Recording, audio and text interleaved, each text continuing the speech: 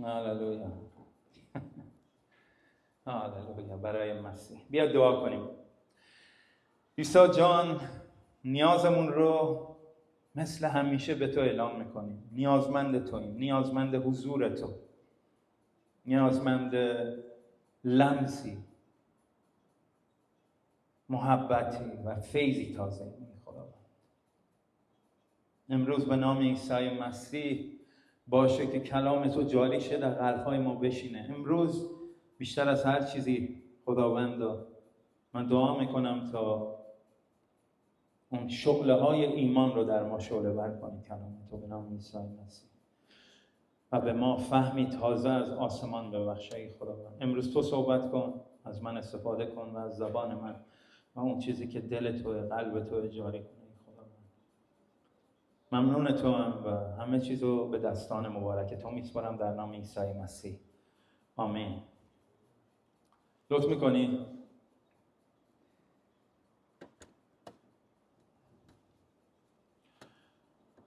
تو متی 15 میگه، این از اون قسمت‌های کلامی که همیشه به اونایی که تازه ایمان آوردن، من همیشه اینو باید توضیح بدم. بخاطر من گفتم بیام اینجا قشنگ دیگه به همه توضیح بدیم.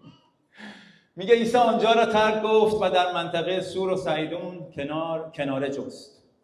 روزی زنی کنعانی از اهالی آنجا نزدش آمد و فریاد کنان گفت: سرور من ای پسر داوود، بر من رحم کن، دخترم سخت دیو زده شده است. اما عیسی هیچ پاسخ نداد، تا اینکه شاگردان پیش آمده و از او خواهش کرده گفتن او را مرخص فرما، زیرا فریاد زنان از پی ما میآید. در پاسخ گفت: من تنها برای گوسفندان گمگشته بنی اسرائیل فرستاده شدم. اما آن زن آمد و در مقابل او زانو زد و گفت: سرور من، مرا یاری کن. او در جواب گفت: نان فرزندان را گرفتن و پیش سگان انداختن روا نیست. ولی زن گفت: بله سرورم، اما سگان نیز از خرده هایی که از سفره صاحبشان میافتد میخورند. آنگاه عیسی گفت: ای زن، ایمان تو عظیم است. هاللویا. خواهش تو برآورده شود. در همان دم دختر او شفا یافت. خیلی دلم بود این رو موعظه کنم، چون خیلی وقتا خیلی ها میگن برادر اینجا چرا عیسی مسیح این حرفو به این زنه گفته؟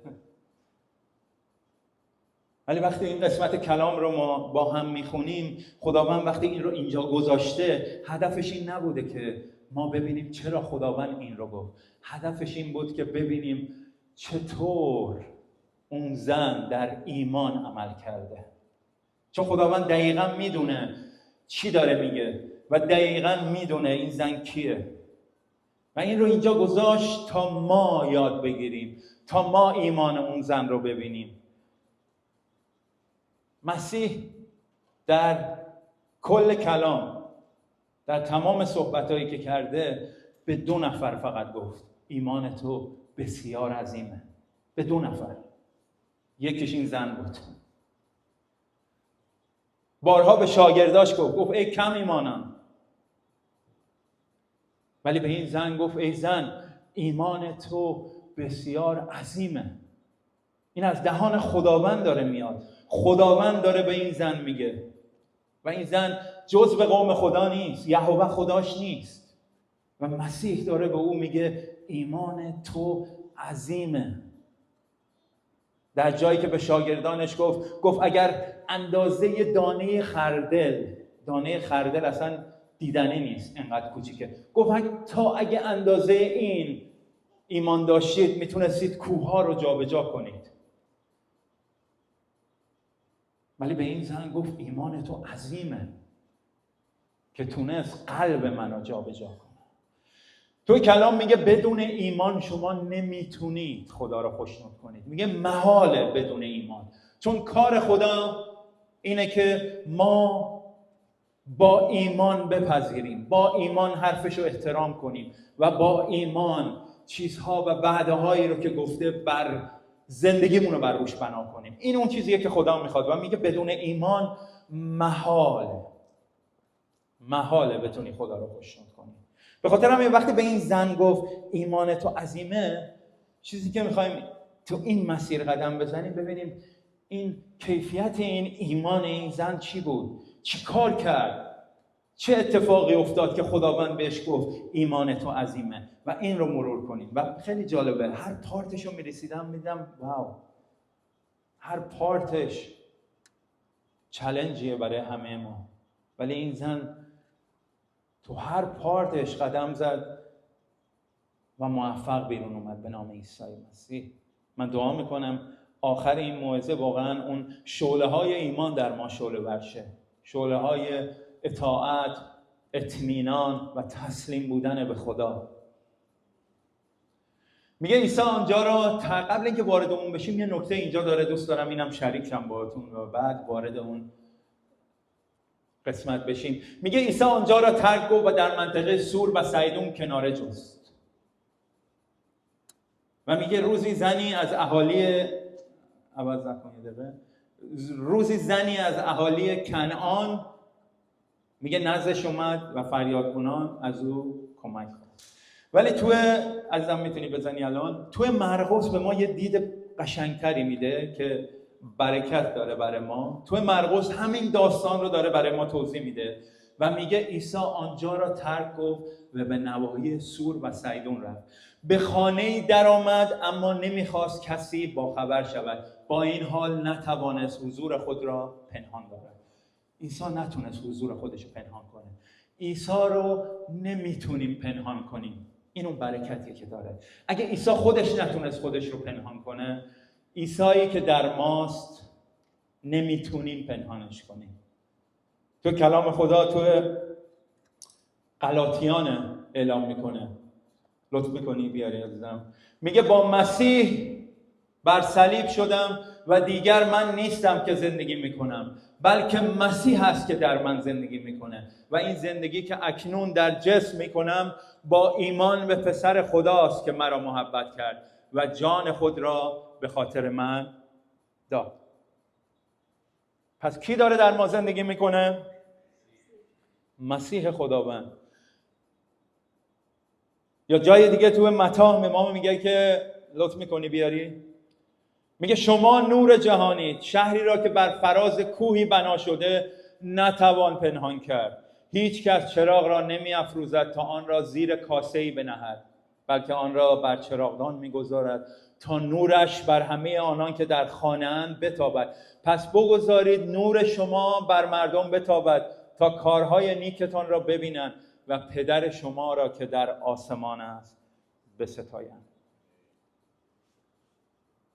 مسیحه که در ما زندگی میکنه و مسیح رو نمیشه پنهان کرد.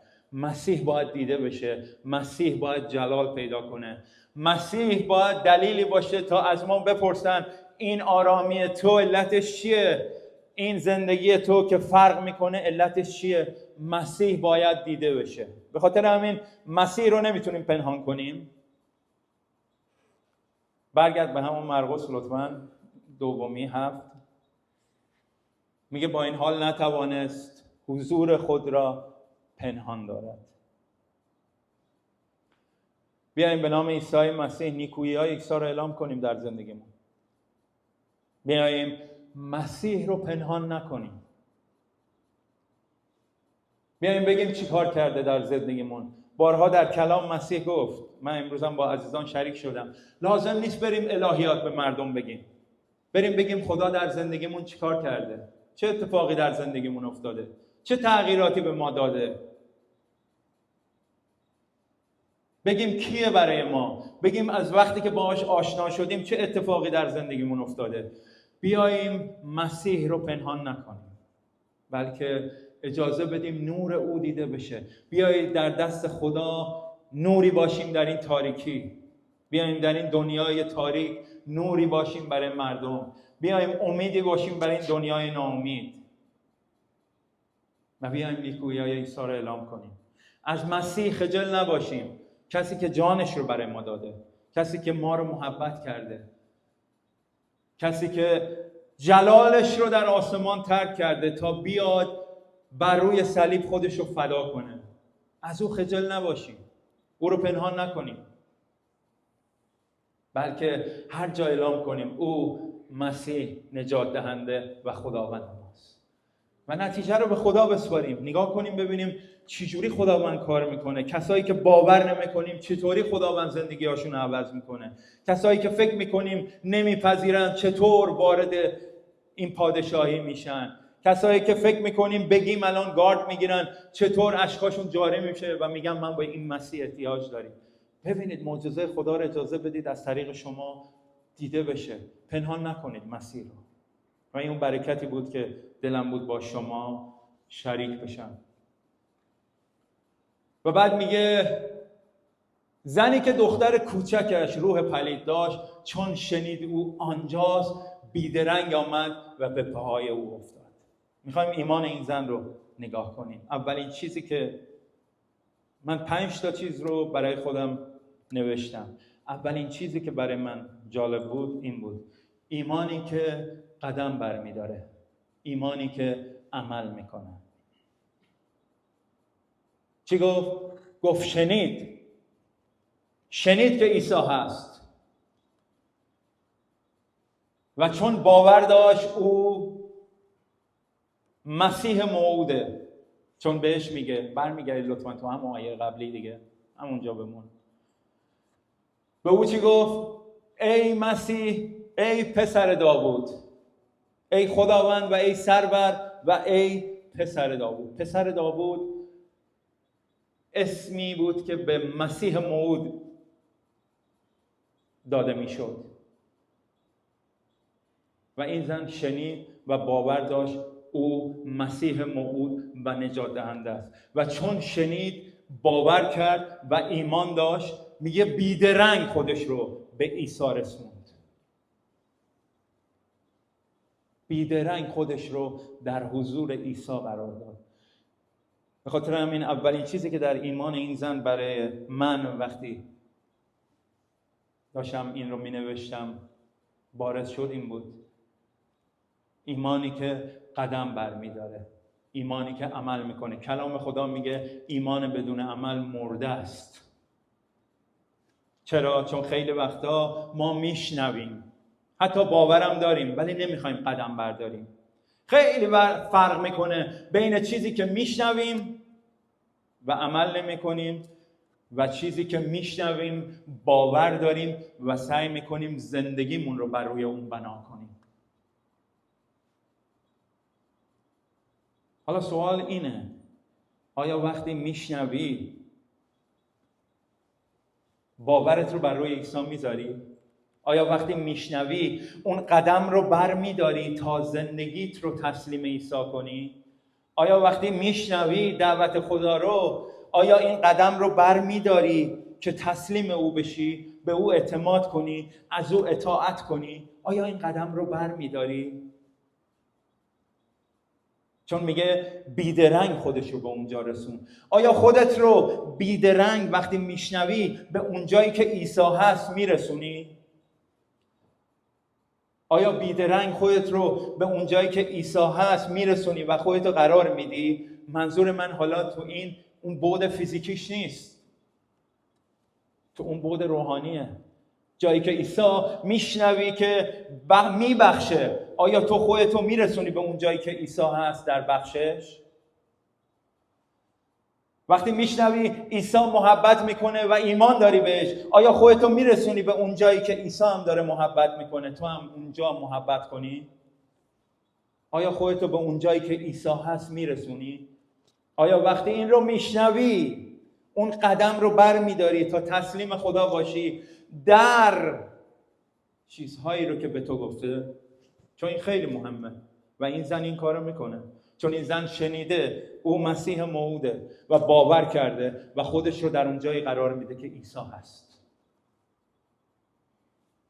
این اولین چیزی بود که برای من اومد: قدم ایمان رو برداشتن.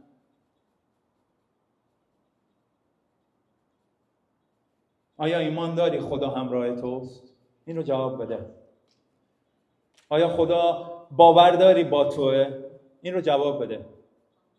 چرا تو مشکلات اولین چیزی که سراغ ما میاد ترسه؟ منم هستم، منم مستثنا نیستم. این سوال من به خودم پرسیدم. اول از خودم پرسیدم تا بیام اینجا با شما هم شریک شم. چرا اون قدم ایمان رو بر نمیداریم و در آرامی به دست عیسی نمیسپاریم اون مشکلمون رو، اون موقعیتمون رو؟ اگه ایمان داریم او خداست، اگه ایمان داریم او تمام لحظه لحظه زندگی ما رو میبینه، او حواسش به زندگی ما هست و برای ما فکرای نیکو داره، چرا ترس اولین چیزیه که ما رو در بر میگیره؟ این اون چیزیه که من به خودم گفتم.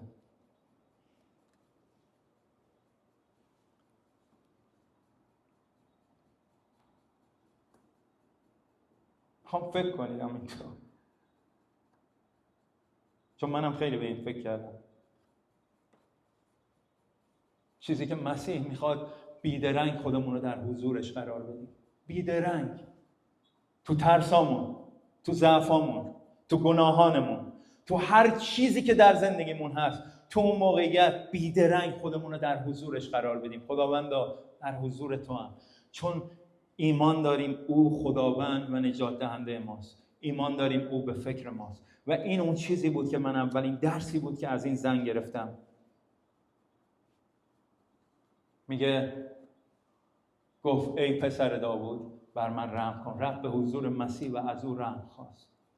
دومین چیزی که برای من برکت داشت این بود، اولیش این بود، ایمانی که قدم برمیداره. پس بیاییم به اسم عیسی مسیح از این به بعد در مسیح با ایمان قدم بزنیم، خودمون رو اون جایی که مسیح هست قرار بدیم و اعتماد کنیم به سخنانی که گفته. اگه گفته همراه ماست بهش اعتماد کنیم و قدم ایمان برداریم. اگه ایمان داریم برکتش در زندگی ماست، زندگیمون رو به او تسلیم کنیم، به او اعتماد کنیم. و دومین چیز برای من اینه، ایمانی که در فروتنی عمل میکنه. چون به این زن چی گفت؟ ایمان تو عظیمه. دومین خصلتی که من دیدم تو اینه، ایمانی که در فروتنی عمل میکنه. اومد به پای عیسی افتاد و گفت ای مسیح بر من رحم کن. درخواستش بر اساس رحم خدا بود، نه بر اساس لیاقتش. چون خیلی وقتا ما وقتی به حضور خدا میریم، طوری میریم به حضور خدا انگار که منت گذاشتیم تو سرش و مسیحی شدیم، انگار که به ما بدهکاره و هممون اینو داریم. ولی چیزی که در این زن من میبینم اینه که فقر روح خودش رو فهمیده، به حضور مسیح میره و میگه بر من رحم کن. به مسیح در واقع داره میگه اگه تو به من رحم نکنی، پوینتی در دعای من نیست، پوینتی در خواسته من نیست، چون خواسته من بر اساس رحم توه. من خودم میدونم که لایق نیستم در حضور تو بایستم و از تو خواسته ای داشته باشم. تویی که رحم میکنی و بر اساس رحمت به من فیض میبخشی. این زن فهمیده که مسیح کیه و فهمیده فقر روح خودش رو. به خاطر همین به حضور خدا فروتنانه میره.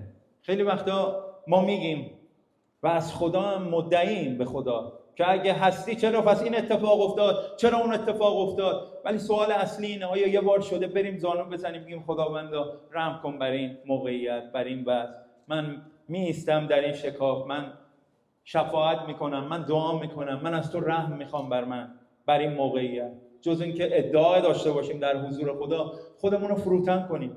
خداوند میگه که اونهایی که قلب فروتن دارن و روح توبه کار، خداوند میگه اونها رو برکت میده. به خاطر همین این اون ایمانیه که خدا رو قلبش رو لمس میکنه، ایمانی که هر بار در فروتنی به حضور خدا بره، نیکویی خودش رو به رخ خدا نکشه، خدا رو بدهکار خودش ندونه، بلکه در حضور خدا فروتنانه قرار بگیره و از خدا بخواد که خداوندا بر من رحم کن. واقعا هم همینه، به خدا میگه بر من رحم کن، چون میگه اگه تو رحم نکنی دیگه پوینت دیگه ای نیست. من چیزی ندارم که در حضور تو بذارم و بخوام به تو بگم این طور عمل کن. نه لیاقت من بلکه رحم تو. و این دومین چیزیه که داریم میبینیم. و واقعا من نگاه کردم دیدم که تو این دو قسمت ضعف‌ها دارم. درسته بعضی وقتا فروتن به حضور خدا میرم، ولی بعضی وقتا مدعی به حضور خدا رفتم. به خداوند گفتم من این همه وقت گذاشتم، من این کار کردم، من اینجوری کردم، من این همه دارم برای تو قدم برمی‌دارم، تو باید اینو جواب بدی. یادم رفته که خداوند منو از مرگ نجات داده. بعضی وقتا یادمون میره. عزیزی شهادت میداد، میگفت داشتم دعا میکردم، میگفتم خدایا چیکار میخوای برای من بکنی تو ماشینم؟ چیکار میخوای برای من بکنی؟ گفت صدای روح خدا رو شنیدم درونم، گفتش که تو میخوای برای من چیکار کنی؟ چون اون چیزی که باید من برای تو انجام میدادم انجام دادم. میگه به خودم اومدم دیدم یادم رفت.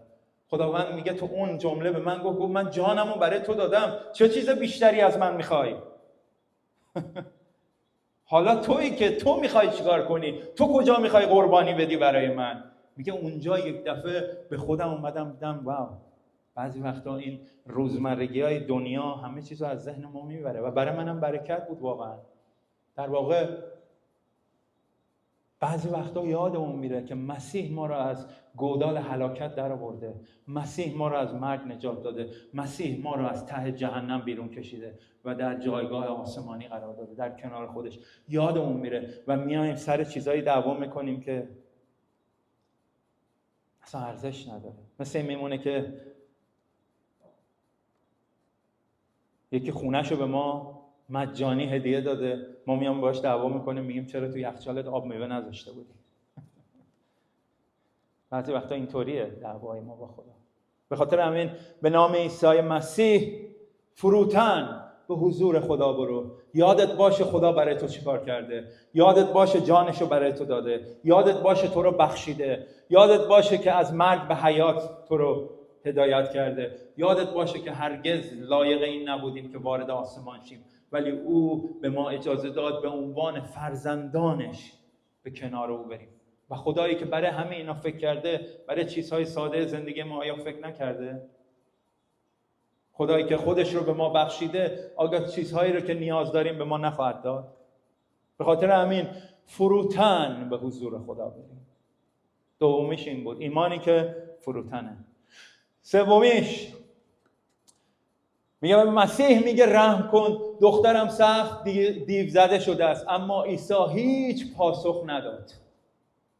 سومیش اینه، ایمانی که ایستادگی داره، ایمانی که پافشاری میکنه، ایمانی که مصممه، ایمانی که در دعا سماجت داره و ممارست میکنه. این ایمان این زنه. میگه عیسی هیچ پاسخی نداد. هاللویا برای مسیح. دقیق میدونه چیکار کنه، چطوری عمل کنه. عیسی هیچ پاسخی نداد. اینجا دقیقاً جاییه که خیلی از ماها به قول عامیانه چپه میکنیم و میریم. عیسی هیچ پاسخی نداد. چون اینجا اون جاییه که وارد جنگ میشیم با خداوند. اینجا اون جاییه که رها میکنیم. ول کن عیسی رو بابا، این همه دعا کردم جواب نداد، چیکار دارم با عیسی؟ این همه گفتیم اومدیم اصلا جواب من نداد، ولش کن، خداحافظ. این اون چیزیه که بارها و بارها اتفاق افتاده. شاید من خداحافظی مکانی نکردم، بعضی وقتا یه دعایی کردم گفتم دیگه جواب نمیدی بس ولش کن، دیگه دعا نمیکنم. این برای هممون اتفاق افتاده و من بارها و بارها دیدم کسایی رو که عیسی وقتی جواب نداد گذاشتن رفتن. ولی این رو بدونید، ایمان ما در روزهای سخت، در چالش ها رشد میکنه. آیا تو اون روزهایی که روزهای سکوت خداست، هممون تجربه خواهیم کرد، تو اون روزهای سکوت خدا آیا مصمم میمونی یا ترک میکنی؟ آیا ادامه میدی یا رها میکنی تو روزهای سکوت خدا؟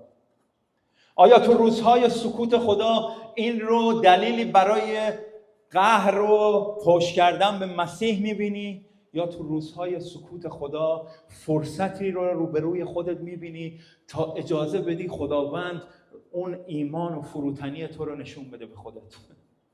آیا این رو تبدیل به فرصتی میکنی تا در خدا رشد کنی؟ چون این زن رها نکرد. هر چقدر عیسی عقب رفت این زن جلوتر اومد. هر چقدر عیسی سکوت کرد او صداشو بالاتر برد. این کاریه که ما نمی‌کنیم. عیسی سکوت میکنه، دعامون رو قطع میکنیم، پشت به عیسی میکنیم. یه عزیزی اومد این رو به من گفت دعا میکردم این کارم رو از دست ندم به عیسی، کارم رو از دست دادم، دیگه با عیسی کاری ندارم. گفتم اینجوری که دو تا میبازی. گفت چطور میه؟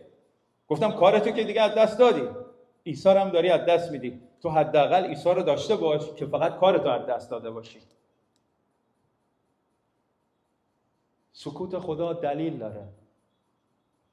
بعضی وقتا اجازه میده سختی ها و چالش ها بیاد و ایمان ما رو صیقل بده، بیاد زندگی ما رو تبدیل کنه. به خاطر همین سکوت خدا رو فرصت ببینیم. برای خود من خیلی جالب بود. شاید من خیلی وقتا سکوت خدا رو فرصت ندیدم، ولی یک بار دیگه چشمم باز شد. چون خداوند سکوتش که دائمی نی، اون میدونه داره چی کار میکنه. خداوند اون رو میدونه. خداوند میشناسه این زن رو و ایمان این زن رو میدونه. ولی آیا ما میدونیم؟ نه. خود اون زن میدونه؟ نه. خداوند با سکوتش اجازه میده هر لحظه بیشتر و بیشتر ایمان اون زن، فروتنی اون زن روشن بشه. میگه عیسی هیچ پاسخ نداد.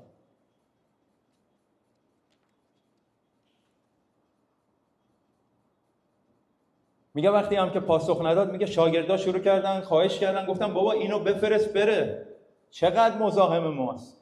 یه وقتایی صدای دعای ما، صدای اعتماد ما برای مردم آزاردهنده است. بابا ول کن اینو، قرن 21 عیسی، برو زندگی تو بکن. چیه که همه چیز را هر چی میگی اسم عیسی توشه؟ ولی باور کنید شاید صدای ما برای این دنیا آزاردهنده است، ولی برای خداوند دلپسنده، شیرینه. خداوند دوست داره بشنوه صدای ما رو.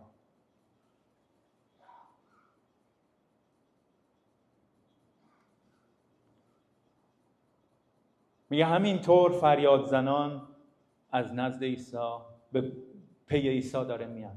وقتی خدا سکوت میکنه میگه پیوسته دعا کنید، گیواب نکنید، چون خداوند فراتر از اون چیزی که شما میخواید به شما خواهد بخشید. فراتر از اون فکری که داشتید شما رو برکت خواهد داد و فراتر از اون چیزی که فکر میکردید عمل خواهد کرد.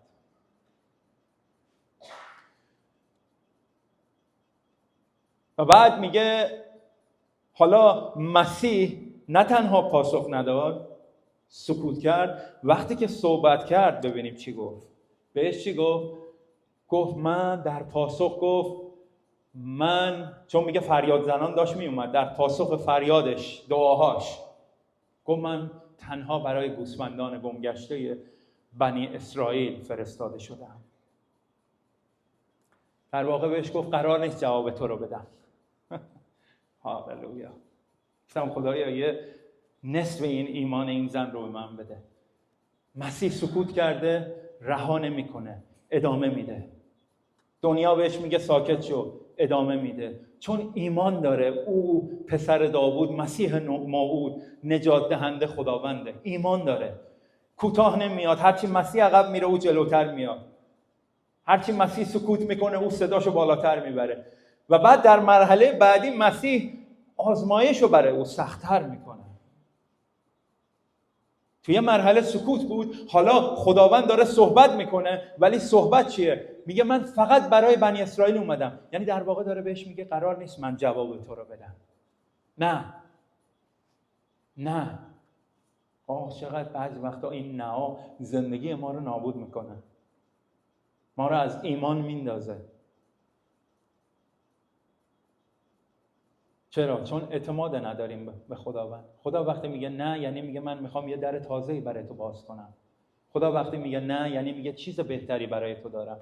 ولی ما اینو نمیخوایم بپذیریم. فکر میکنیم فقط تمام فکر، تمام خواسته همونیه که ما میخوایم.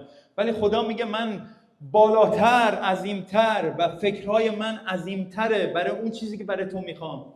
اگه این در رو بستم در بهتری میخوام برای تو باز کنم، ولی ما هیچ وقت نمیپذیریم. و به این زنم میگه نه. و خیلی جالبه، میگه اما آن زن آمد و در مقابل او زانو زد و گفت سرور من، مرا یاری کن. هاللویا. اینجا اونجایی بود که واقعا قلب منو لمس کرد. ما داریم از کدوم ایمان صحبت میکنیم؟ ایمانی که میسته، ایمانی که پافشاری میکنه، مصممه، ممارست داره، سماجت داره در دعا و در اون رابطش با خدا. خدا گفت بهش، گفت من جواب تو رو نمیدم. چیکار کرد؟ اومد در حضور مسیح زانو زد، گفت سرور من. اینجا کلمه سرور من نوشته، نمیدونم چرا اینو اینطور ترجمه کرده. تو انگلیسیش لورد، خداوند، سرور. اومد زانو زد، گفت جواب منم ندی، تو هنوز برای من خدایی. این اون چیزیه که قلب منو لمس کرد. اگه خداوند بهت بگه نه، اگه سکوت کنه، هنوزم زانو میزنی و میگی تو خدایی و او رو میپرستی، چون در حضور او میگه زانو زد، یعنی او رو میپرسته. براش مهم نیست که مسیح بهش گفته نه، میگه هنوزم تو برای من سرور و خداوند، هنوزم همون مسیح موعودی، هیچ چیزی در من عوض نشده و من رو یاری کن، من به یاری تو احتیاج دارم. هاللویا. باور کنید خیلی سخته، باور کنید خیلی سخته. به خاطر همین بهش گفت ایمان تو عظیمه. اگه آسان بود در تمام کلام، در تمام کتاب مقدس 2 نفر نبودن، یکیش این زنه. من خودم به یاد میارم چند وقت اصلا با خدا دعا نمی‌کردم. یه چیزی رو گفته بود نه، دعا نمی‌کردم، قهر کرده بودم باش. ولی بعدم فهمیدم که وای، خدا چه رحمی به من کرده. اگه اون در رو برای من بست، خدا منو نجات داد و من اون لحظه اونو نمیدیدم. خدا منو نجات داد از اینکه من خودم رو نابود نکنم، خدمتم رو داغون نکنم. خدا اون در رو بست تا امروز بتونم اینجا واسطم. اگه اون در اون روز 7-8 سال پیش بسته نمیشد، من امروز نمیتونستم اینجا واسطم. اینو شهادت میدم. ولی این سالها زمان برد تا بفهمم. ولی تو اون روزا من عصبانی بودم، ناراحت بودم، قهر کردم با خدا، دعا نمی کردم. خاطر همین اینو میخوندم بیروز، قلبم رو لمس میکرد و اشکم میومد. گفتم خدایا چه ایمانی این زن، تو چه محبتی ما رو کرده. این زن اصلا قوم تو نیست، ما فرزند توییم. چه اعتمادی این به تو داره، ولی تو که پدر منی، من نمیتونم اینطور به تو اعتماد کنم. در زندگی من یه شروع تازه داشته باش خداوند، و در زندگی کلیسای خودت ما رو خداوندا طوری تربیت کن که قدم ایمان برداریم، ایمانی داشته باشیم که در حضور تو فروتن باشه و در ایمانمون بمونیم. اون جایی که میگی تو نه، ما همونطور بیستیم، بگیم فرق نمیکنه خداوندا، چه بگی آره چه بگی نه، تو هنوز خداوند هستی برای من و من تو رو میپرستم. و این اون کاریه که اون زن کرد. میگه وقتی بهش گفت من فقط برای اسرائیلم، یعنی من جواب تو رو نمیدم. و اون زن ننوشت اینجا که خب پس تو جواب نمیدی، برو دنبال کارت، خداحافظ، من دیگه با تو کاری ندارم. بلکه میگه زانو زد. حالا در مقابلش ایستاده بود.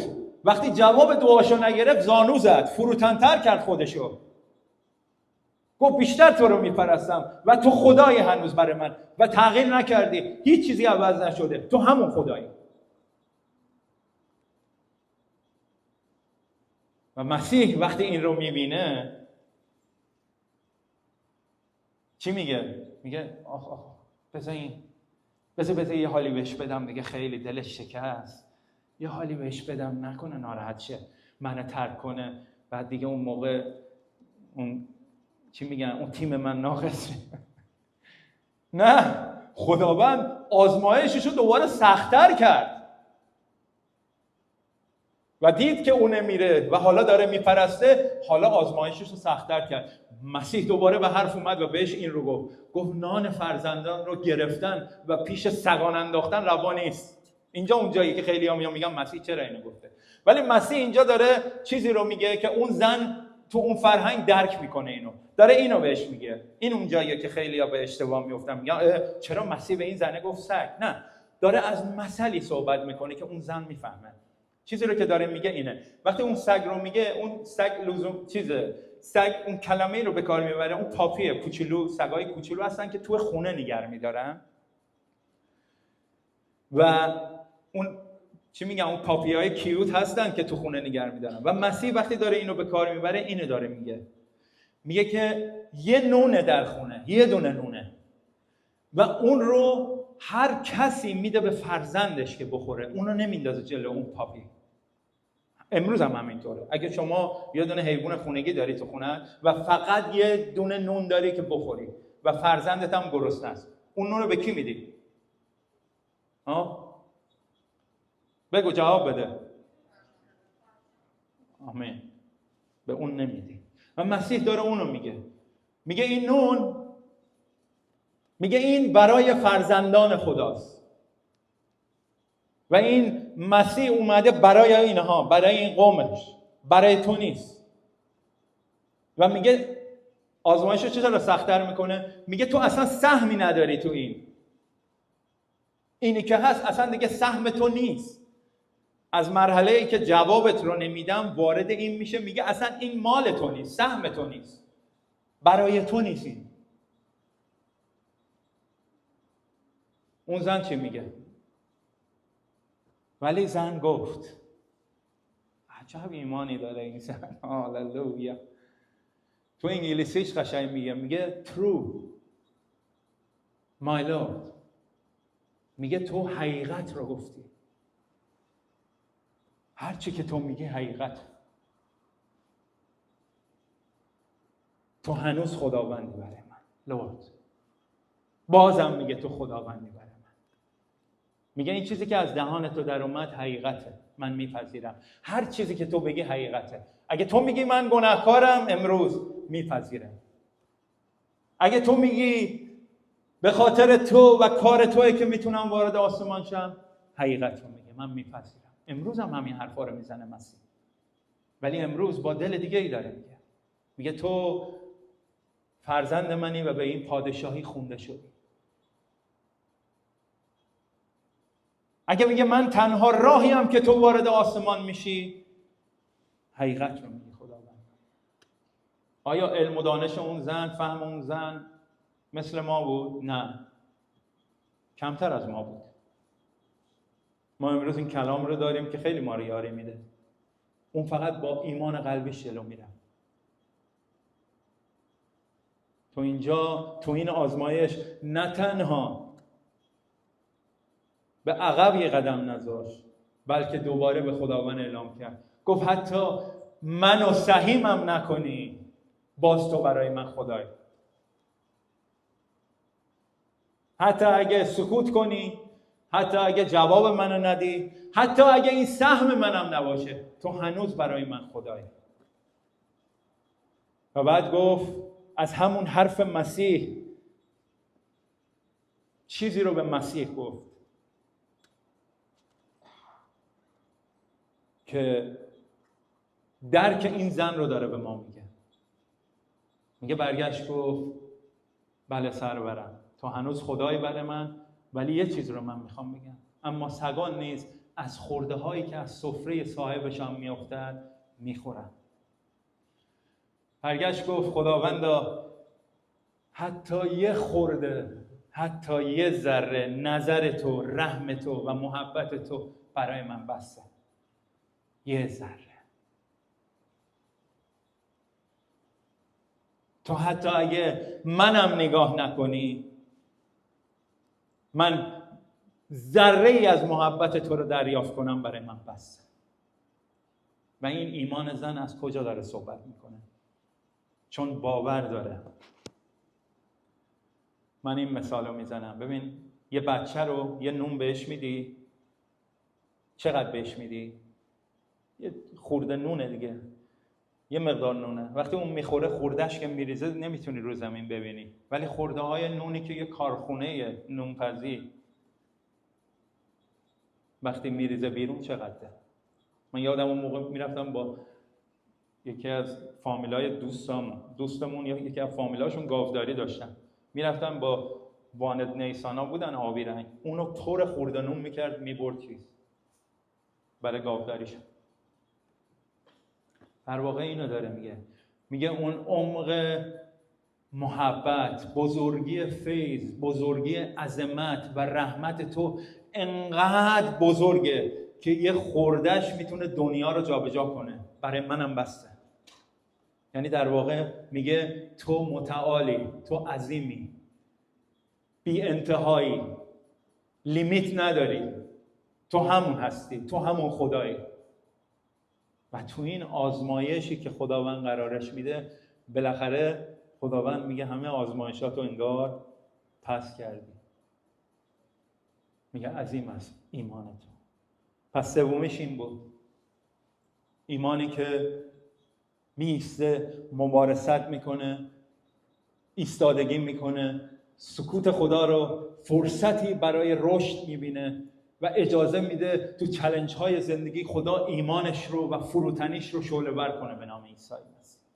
چهارمین چیزی که برای من جالب بود، 5 تاست دیگه، این 2 تا آخر رو سریع میگم، با هم دعا میکنیم و به میز خدا نزدیک میشیم.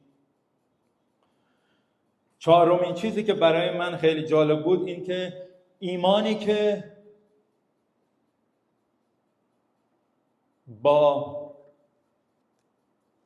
که کسی نمیتونه اون رو تغییر بده، ایمانی که با حرف دیگران تغییر نمیکنه و این زن اون ایمان رو داره. برمیگردم تو اون آیه میگه چی؟ تا اینکه شاگردان پیش آمدن و از او خواهش کردن، گفتن او را مرخص فرما زیرا فریاد زنان از پی ما میآید. در واقع به عیسی گفتن آقا سرمون درد گرفت، اینو بفرست بره، ولش کن بره، این جز مزاحمت هیچی نداره.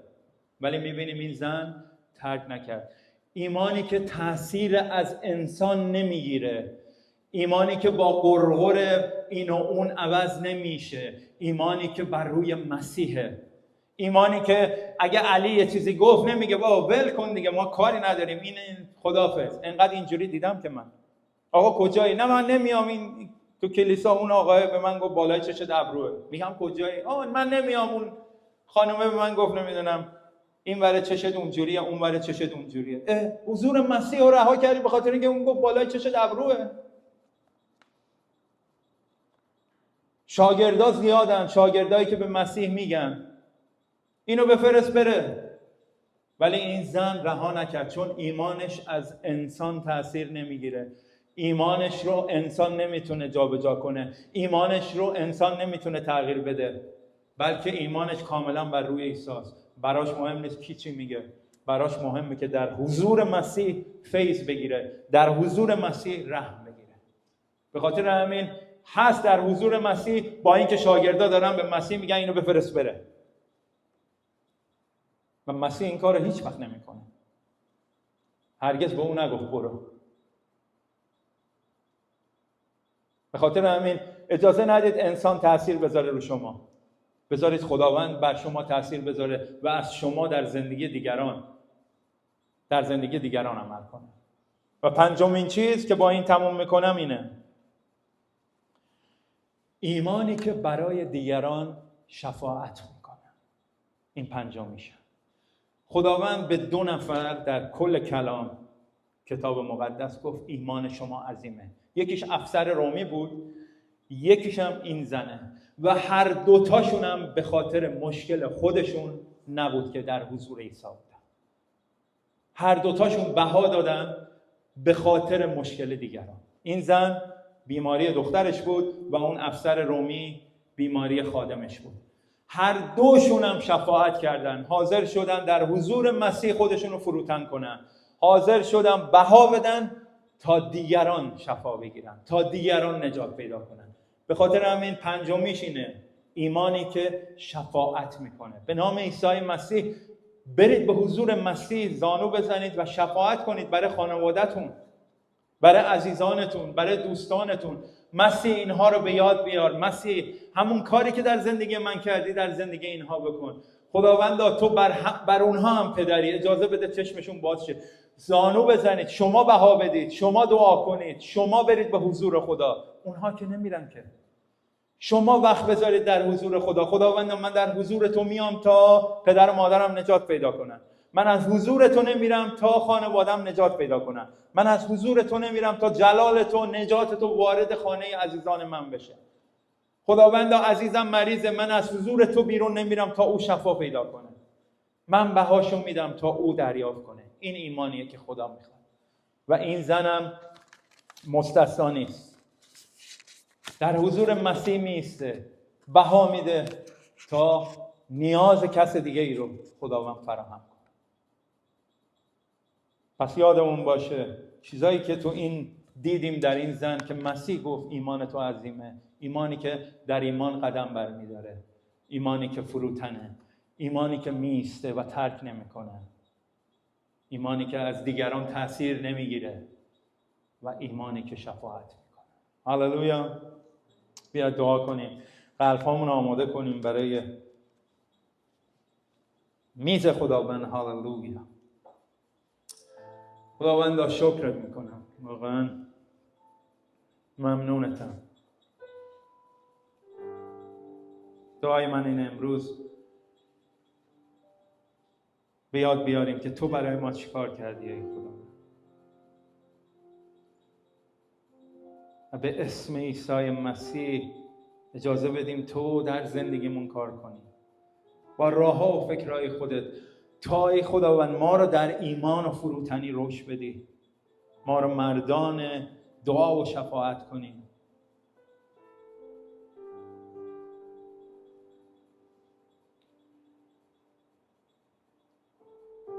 دعا میکنم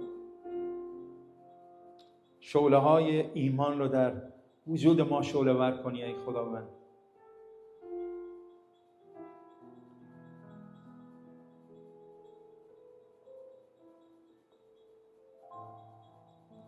دعا میکنم ما رو در بر بگیری ای خداوند. و مرسی خداوند، واقعا نگاه میکنم میبینم که چقدر صبور بودی در زندگی خودم ای خداوند، چقدر با من راه اومدی،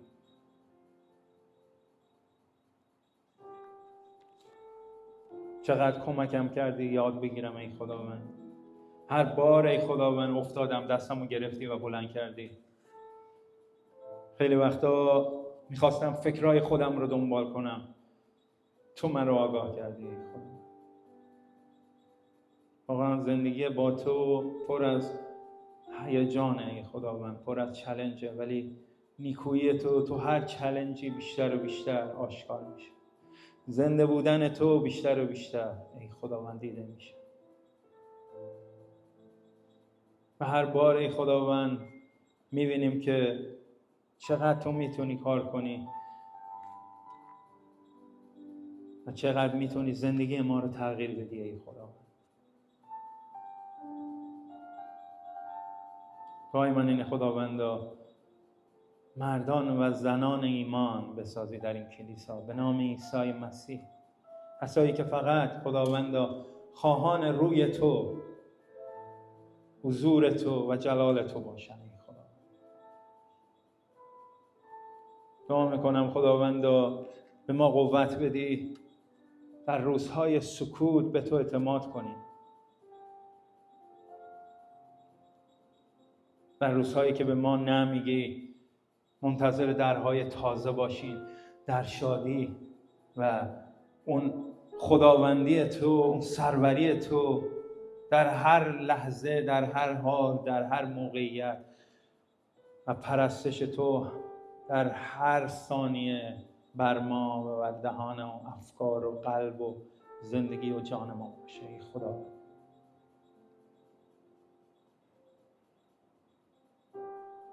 امروز در تو ما رو سهیم کردی ای خداوند، تو ما رو شریک کردی در ارث آسمانی ای خدا. تو ما رو فرزند خوندی، به ما جایگاه دادی، به ما سهم دادی از خودت.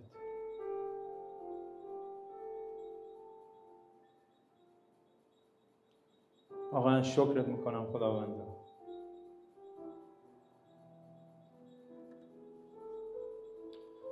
ممنون تو هم در نام عیسی مسیح. عیسی جان